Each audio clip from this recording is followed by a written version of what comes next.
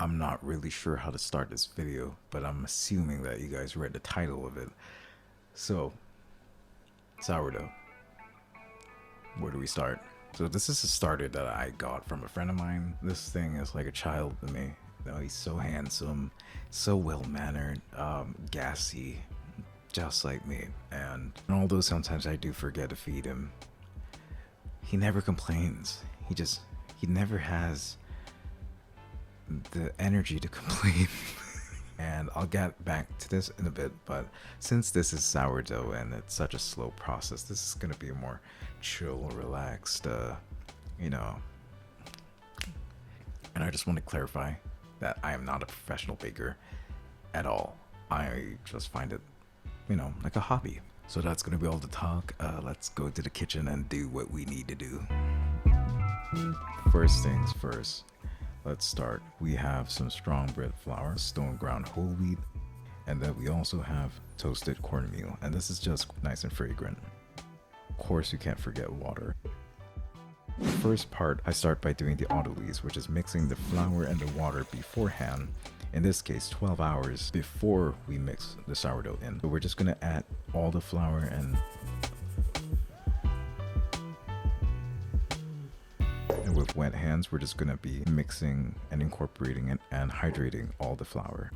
And you do this by squeezing all the flour together, because at this point we're not really making gluten, we're more so just hydrating everything. Once everything comes together and you don't really see any dry patches, try get everything out. As long as you don't see any dry patches, you're fine.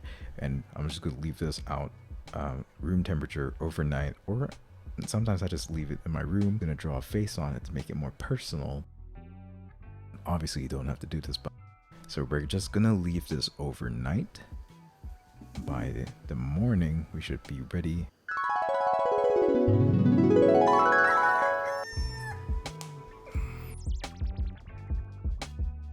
Now it's morning, so this is our starter, and we're gonna be feeding this first, creating a leaven. Basically you're taking starter, adding it to water, and adding flour to that. And this is called a leaven. Mix everything together.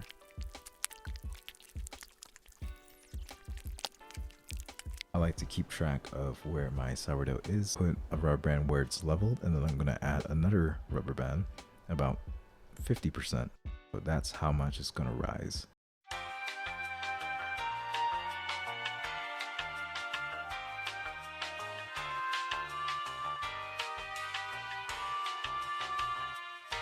Once it's risen about 50%, should be around the time that we need to bake. We're gonna mix everything together. So this is where we're gonna add the sourdough, and this is also where we're gonna add the salt. All their percentages will be down below, so don't worry about it. Now we're just gonna bring this to a stand mixer. Of course you can do this by hand, but I have a KitchenAid here, so I'm gonna be using it. We're gonna mix it at low for 10 minutes, and then we're gonna crank it up to about 6 for the next 5, and we're just gonna be maintaining a good eye on that. When the dough has cleaned up the sides of the bowl and it looks like a mass of dough, that's when you're pretty much good. We're transferring this into a bowl to rest and stuff, so we're just gonna scoop. Use your hand as a scoop, make sure it's wet. Use our hands as a scoop, and we're gonna scoop this out. You don't want to grab it, you want to scoop it.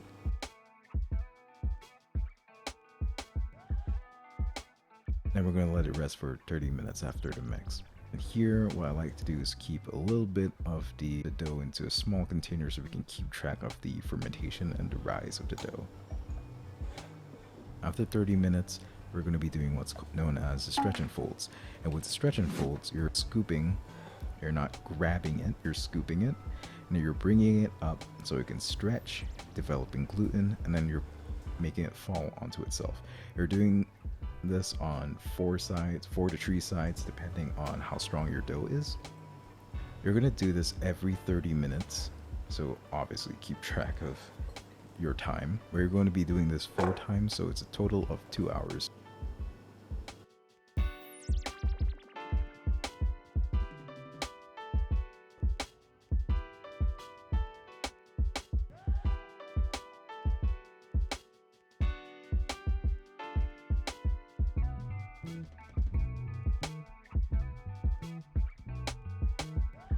hours of stretch and folds are done. Let it bulk ferment. We're gonna leave the dough alone.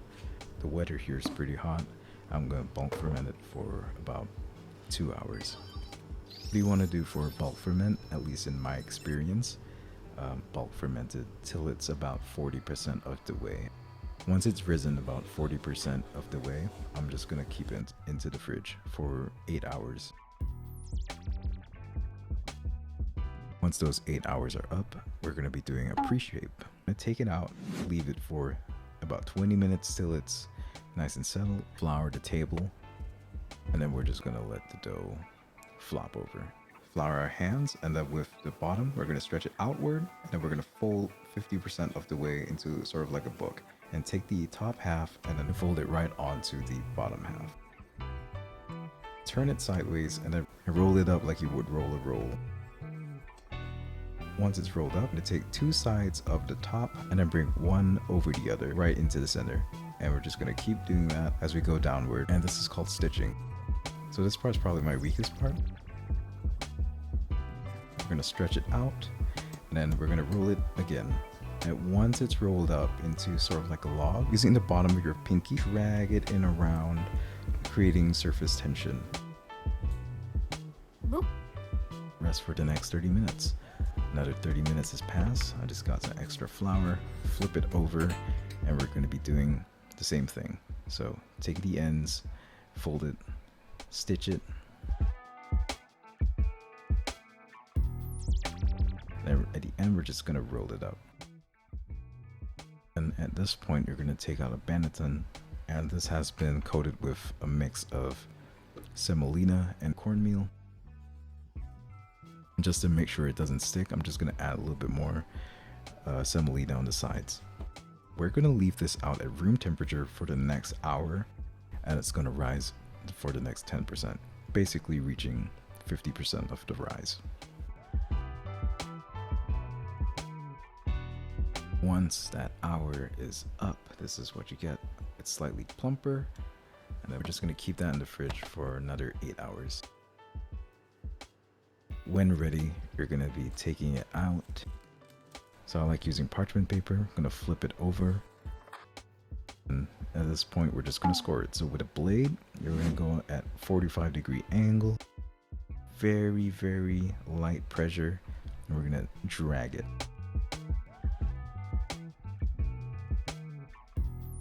I like going in under the dry dough side and just slashing a little bit more so it opens up.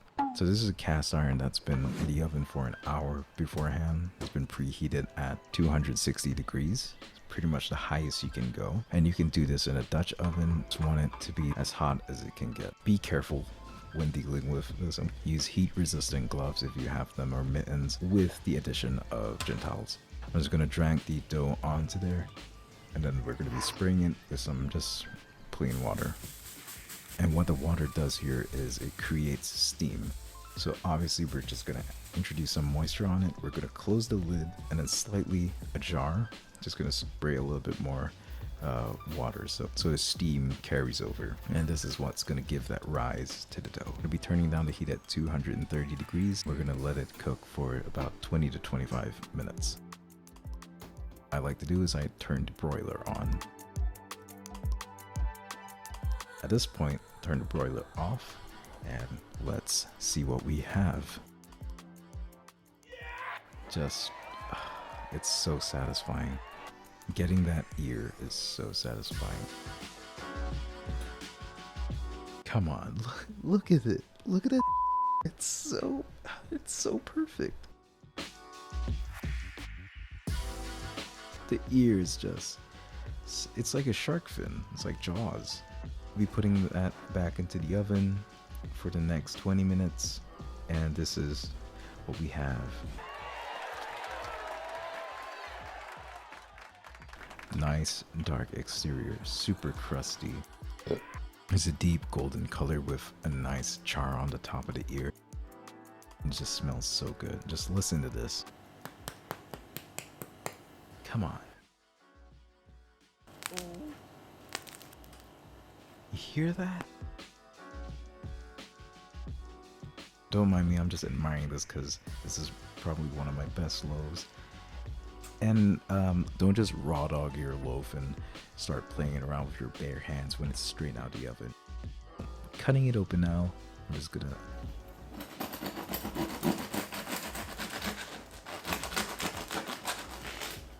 let's see what's inside.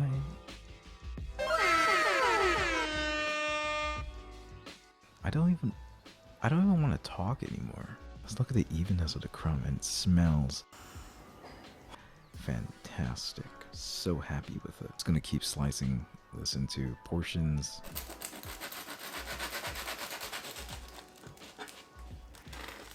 As you can see, some big pockets here and there, but it's not super huge. I'm just gonna try it plain.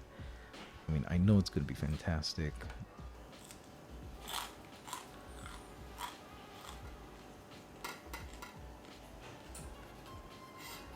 And to no surprise at all, it was fantastic. And how was that? Because I thought it was great. There's something so satisfying about coming out with a loaf that's just like, you put all this time into this loaf and then it comes out just like, oh, it pays off. It really does. It's such a great feeling. And I think that's sort of why I like baking at a small scale, because each loaf feels super focused on. It's like a kid. It has its own personality. Before this video ends, I just want to talk about some of my inspirations behind the sourdough breads and all that. And first off, I want to talk about Proof Bread on YouTube, because I think they're super phenomenal at relaying informational, educational, just, I don't know, watching their videos feels almost like a podcast, and it feels like you're on the grounds with them. The next two are Instagram accounts that I follow. The first being Mothership Breads, and then the second would be Mary Grace. And I'll put all the links down below. Maybe I can put Proof Bread somewhere up in the annotations. And of course, since there's so many things you can do with sourdough, I don't want this to just be the only video with sourdough. So this might end up being a series of sourdough things. I just want to thank you for watching the video. Please like and subscribe. Please comment down below. I read pretty much everything because I'm not big enough to ignore people. Anyways, thanks for watching. Here's the outro. Just look at this spread. This is just so... Just look at that. It's just nothing about it. It's just, I'm so happy. I'm so happy that it came out this way. I'm gonna go eat these now, so